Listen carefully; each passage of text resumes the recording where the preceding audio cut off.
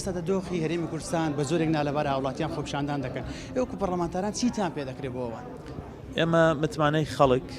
و ئەو دەسەڵاتە پەرلەمانی هەمانە بەو پەڕیتوانە و ڕاستگۆییەوە ئەم ژمارە پەرلەمانتارەکە لە چەند هەڵوێستێکا بەیەکەوە بووین لە چاودێریکردنی کارەکانی حکوومەت و ناچارکردن و فشار خستنە سەری بۆی وەڵامی خۆپیشاندەران بداتەوە بەردەوامە بین لێرە و ئەمڕۆ هەڵوێستێکی نوێیە بڕیاری ڕاگەیاندنی مانگرتنە تا ئەو کاتی حکوومەت وەڵامی خۆپیشاندەران نەداتەوە وەڵامی داواکاریەکانیان دەداتەوە و پەرلەمانیش بە هەمان شێوە ئەبێتە پەرلەمانێکی کارە شوێنی گفتوگۆی کێشەکانی خەڵک ئەمە خواستی ئێمەیە. ئەوستا دەبینی لە ئێستا حکوومەت هەرێمی کوردستان دەڵێ قەیرانە یاخود پارەی خاڵە سنووریەکان و گومرگ و نەوت بەشی بوچەناکە ئێوە پەرلەمانتاران نازان کە بەش ناکە و ئیدیتەوە بۆچی بایکۆت دەکەن ئایا ئەمە حەقیقەتە ڕاستە کە ناتوان موچە بدەن بۆی قەیرانەوە یاخود دەتوانرێ و نایانێ بیدەن؟ پێشتر ژووتومانە و ڕوونمان کردوێتەوە ئەوشمان سەلماندووە کە نەخێر داهات لە هەرێمی کوردستانە لەوە زیاترە حکوومەت باسیەکە و خەڵک بە دۆخی هەرێمی کوردستان ڕازیە ئەگەر گەندەڵی نەبێت ئەگەر پشکێنە نەبێت ئەگەر قۆرەخکاری نەبێت ئەگەر کۆمپانیا حیزبیەکان نەبن لەبەرەوەی ئەمە دڵنیاین لەوەی داهات لە هەرێمی کوردستانە ئەگەر لە دەستێکی ئەمی نابێت لەوە زیاترە واتوانرێ وەڵامی پێویستیەکانی ئێستای هەرێمی کوردستان و خەڵکو و موچەخۆران بدات. من دەگەڕێمەوە بۆ ئەم تەمەنەی پەرلەمانی کوردستان دیارە بەداخەوە لە تەمەنی ئێستای پەرلەمانی کوردستان تاکو ئێستاکە نەیتوانیوە پەرلەمانی کوردستان ڕۆڵێکی کارا بگێڕێت لە ئەجەندای ئەرکەکانی خۆی لە کاتێکدا ئێمەی پەرلەمانتاران دەیان سەدان یاداشتی پێویستمان لەسەر دۆخی هەرێمی کوردستان لەسەر معالەجەکردنی پرسە گرنگەکان لە هەرێمی کوردستان داوەتە پەرلەمانی کوردستان بەڵام پەرلەمانی کوردستان سەلماندی کە تەمسیلی حکوومەتی هەرێمی کوردستان ئەکات لە دۆخێکی وەکو ئێستادا دەیەها خۆپیشاندەر دەیەها گەنجی گیرفانخاڵی لەسەر جادەکان خوێنان دەڕژێت بەڵام هیچ ئەدا و هیچ بەرنامە و هیچ هەڵوێستێکی نییە بۆیە ئێمە ئەمڕۆ ژمارێک لە پەرلەمانتارانی ناڕازی بەیانێکمان ڕاگەیان و بڕیاری ئەوەماندا ئێمە دەست دەدەینە مانگردن واتە لە ئێستا بەدەوە ئێمە لە پەرلەمانی کوردستان دەست دەدەینە مانگردن و پشتیوانی خۆمان بۆ خۆپیشاندەران دەردەبڕین و لە هەمان کاتا داوای ڕاگردنی خوێنڕشتنی خۆپیشاندەران گەنجانی ناڕازی دەکەین ئەوەی ئێستا خەڵک پێی هەستاوە داواکاری ڕاستەقینەی گەلێکی برسیە کە لە سای حکوومەتێکی حکمڕانی بۆ ماوەی 30 ساڵی ڕەبق خەریکی چەوسانە و برسیکردنی گەلێکن بەداخەوە ئەوەی کە ئەمە ساکردمان مانگرتنە بایکۆتنیەوەتە هەر کاتەکە گە دانیشتن بکرێمە بەشداری دانیشتنەکەی دەکەین بەڵام بەو مەرجانەی کە لە خۆمان دیاریمان کردێ دانیشتنەکە دەبی لەسەر موچێ و قوتی خەڵک بی بە شرتی چارەسەرکردن نەک دانیشین بەس قسام بکەین ینی پێویستە سەرۆکایەتی پەرلەمان بڕیارەکی دەرکە حکوومەتی هەرێم ئیلزامکە بەکردداری بە فعلی 250,000 بەرمیل نەوت و نیوەی داهاتی خاڵە سنووریەکان تەسلیمی بەغدا بکە لە بەرامبەردا بەغدا شایستەدارایەکانی هەرێم ڕادەست بکە هەتاکو حکوومەتی هەرێم هیچ بیانووی نەمینێلۆ پێنەدانی موچە. پێتان وایە بەم مانگرتنە بتوان سەرۆکایەتی پەرلەمان کە لە ماوەی 2 ساڵدا لەو پرسانێکە گرینگە و پەیوەستە بە هاوڵاتیان و شەقام بێدەن جێل بژاردووە لەمەیان بێتە ژێر داواکاریەکان و دانیشتێک تایبەت بکات؟ بەڵێ بابەتەکە ئەوە نییە کە ئەمن پێم وابی یا پێم وانەبی ئەوە ئەفشارەکە و ڕێکارێکی پەیڕەویە دەیگرینە بەرێ بەو ئاراستەیەی بەو ئامانجەی کە سەرۆکایەتی پەرلەمان دەستەی سەرۆکایەتی پەرلەمان بێتە سەرهێڵ ئەویش ئەوەی کە ئەمە دەیکەین هەمووی لەبەر بەرژەوەندی خەڵکە ئەوە خۆپیشاندانەکان دەبینین کوڕی خەڵک دەکوژرێ خەڵک جەرگی سووتە معقول نییە هەموو لە کۆ دەبیتۆ تەنها دەستی سەرۆکایەتی پەرلەمان بانگێشتی دانیشتن ناکە لۆ ئەوەش ئەوە ساخەریکی بانگێشتە چین بیکەین ئیمزای کۆ دەکەینەوە ینی تقریبا دەسەڵاتەکانی خۆمان بەکاردەهێنین لۆ ڕاگەیاندنی دانیشت. سەرەتا لەگەڵ ئەم هەموو قەیران و ئەو هەموو پشێوەی کە لە کوردستان لەسەر ڕۆژی ڕابردوو ڕوویدا بەداخەوە دەستەی سەرۆکایەتی پەرلەمانی خۆمان تا بڵێ خەمسارد و بێخەم و بێباکە هەروەلا کە ئەنەمە لە وڵاتەش دەژین بۆیە ئێمە ئەوڕۆکە بەشێک لە پەرلەمانتاران بڕیارماندا کە مان بگرین لەناو هۆڵی پەرلەمان نێنە دەرەوە تا ئەو کاتێ ئەم حکوومەتە خەمسارد و بێخەمە دێتە دەنگ بۆ هەموو ئەو خاڵ و بەرگانەی کە لێرە باسمان کردووە و ئێمە بەڕاستی خۆمان خوێنی خۆمان پێ لە خوێنی هیچ هاوڵاتێکی ئەو کوردستانی زیاتر نییە بگرە لە ڕیزیانی و لەگەڵ یانین بەڵام ئێمە وەکو پەرلەمانتار ئەرکمان گەورەترە نەک بینین سەرجادە ئەگە بە هاتنە سەرجادە و مزاهرەکردن ئیش ئێمە واجبیمە تەواو بیایە باوەڕکە دەهاتین بەڵام لەم هەرێمی کوردستانە تەنها 111 پەرلەمانتار بۆی هەیە لێرە دابنیشێ هەموو هاوڵاتیان بۆیان هەیە لە سزادا ڕێ پێوان بکەن و خۆپشاندان بکەن بەڵام ئێمە هەستای ئەرکی خۆمان فشار دەکەین لەسەر هەموو حکوومەت و پەیوەندیمان دەبێت لەگە وڵاتانی دەوروبەریش و هەروها ئەو قونسڵیانێکەوە لە ناو هەرێمیشن بۆ فشارێکی گەورە دروستکردن لەسەر ئەم حکوومەتە. خۆی عادەتەن کە لە یۆناان لە غریکی خۆن باسی دیموکراسی کرا دیموکراسی وتیان حکمی گەل لەم وڵاتانەیە حکمی گەل ئەوەی گەل دەنگیا و بە 111 کەس بۆ ئەوەی ئەو حکوومەتە دارکاریکە. ئێستا ئەو حکوومەتە هاتووە ڕکەیفی کتۆ بەسەر ئەم پەرلەمانەیە کپی کردو ئاوە. ئێستا ئەبێت تۆ چی بکەیت 2 ساڵی ڕەبق ئێمە بە ئەتەکێتی دیبلۆماسی و بە سیاسەتێکی جوان و لەسەر پەیڕۆ قسەمان کرد هیچ اعتیبارێکیاندانەنا ئەوەی هەیە تا هەفتەی پێشوو حکوومەت وای زانیوە ئەمە دەستگایەکی بەسیتی نازانم کوێیە پەرلەمان نییە ئێستا کردمان بە پەرلەمان ڕاست و دروست ئەوەیە ڕێکارە یاسایەکان چییە و ڕێکارە ڕەوشتەکان ئەوەی تۆ لە ناو پەرلەمان دەنگ هەڵبڕیت من بۆ خەم ئەوم کردو میلەت شایەتە پرسیار بنووسی زۆرترین پرسیارم نووسیوە ئەو خۆیان شایەتن مان بگری لەسەر جادە کردم لەگە خەڵکابێ کردم سنگی پێش خەڵک بێ لەخوا بەزیابێ ئەو شەرەفم پێبەخشرا بەگە بیرتان بێمانی حوت من ئالێرە بەتەنیا 5 ڕۆژمانم گرت وعدیان نامێ سەرۆکایەتی وتیان کاکە جامانگرتنەکە و بشکێنە ئێمە حکومەت داواکەین شێوەیەک لە شێوەکان باش بوو ئێستا خوێن ڕژاوە ئێستا شەهیدمانەیە 3 سەرۆکایەتی پەرلەمان و حکومەت و هەرێمان هەیە هیچ قسەیان کرد باسی یەک غزەڕە خوێنی میلەتیان کرد خۆ پێشمەرگەی خۆشیان شەهید بووە بریناریش بووە ئەو کوڕانەی هەمووی پێشمەرگەی خۆیان نین موچیان نییە کەس نایەتە گۆ لەگەڵ هاوڕەکانم بڕیارماننا ئەمە ڕێکارێکی جوانی شارستانیە لێرە ئەمێنینەوە تا ئەو داخوازیانە جێبەجێ بێ وە حکومەتیش بزانێ خەڵک هەیە لێ پرسێتەوە چکە ئێمە خەڵک لێمانە پرسێتەوە شەقام ناڕازیە لە پەرلەمانیش کە بێدەنگ بووە ئێوە دەتانەوێت هاوڵاتیان ئاش بکەنەوە یان حکوومەت بهێنە ژێربار هاوڵاتی بۆ خۆی ئەزانێ خۆی چیەکە من لە پیرەمەگرون لە سلێمانی لە کەرکوو لە چەمچما لە ناو هاوڵاتیانە بینی هیچم لێ بکەن بە ڕۆح و بە گیان و لەگەڵ یەکتریا بووین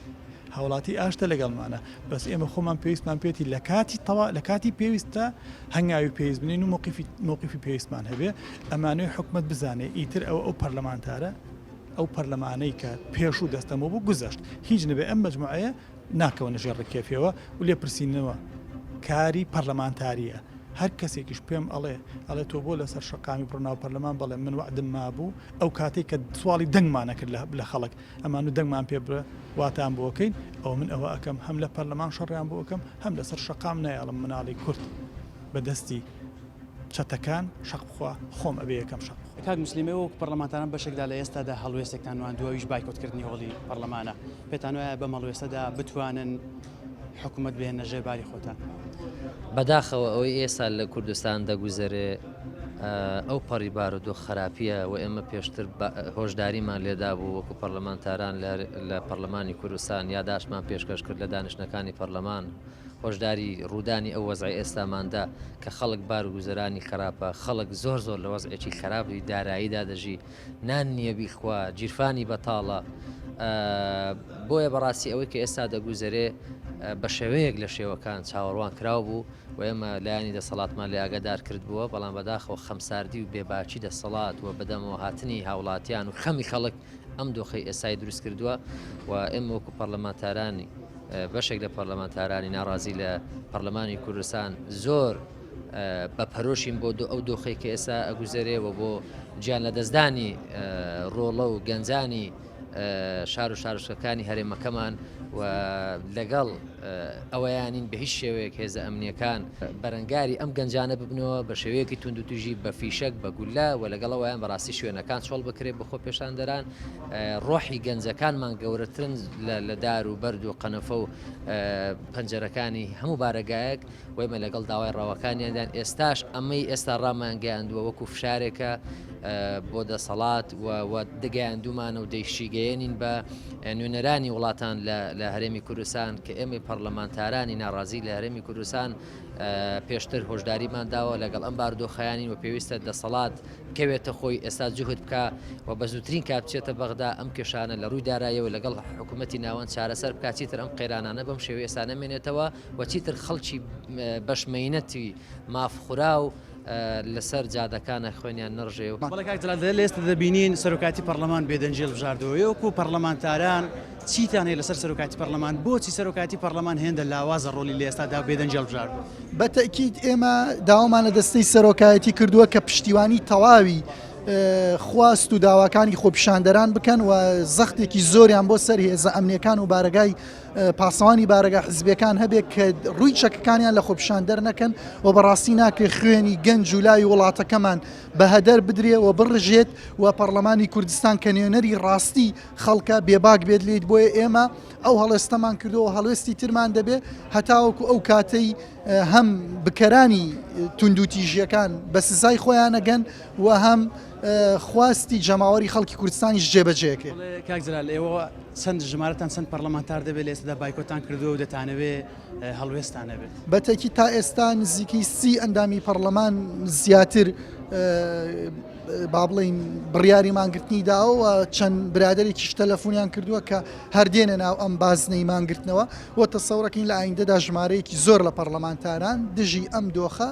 مانگرتن بکەن لە پەرلەمانی کوردستان.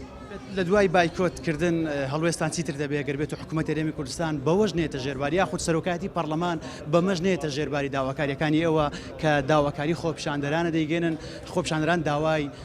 خۆشگوزەرانی داوای موچە دەکەن ینی داواکارێکی سادەی ژیانە هەموو ڕێکارە پەیڕێی و یاسایەکان و مەدەنیەکان دەگرینە بەر بۆ ئەوەی هەم دەستەی سەرۆکایەتی پەرلەمانی کوردستان هەم پەرلەمانی کوردستان بە شێوازێکی گشتی مینبەری حەقیقی کۆمەڵانی خەڵکی کوردستان بێ داکۆکی لە خوێن و مافی هاونیشتیمانیانی وڵاتەکەمان بکات بۆیە هەموو ڕێکارێک دەگرینە بەر. ئەگەر بیزان سەرۆکاتی پەرلەمان بۆچی بێدەنگە لەم بارودۆخە سەختەشدا هەر بێدەنجێڵ بژاردەوە هۆکار چییە کە پەرلەمان هێندە بێدەنگە و ڕۆڵی ئەم خولەی لاواز کردو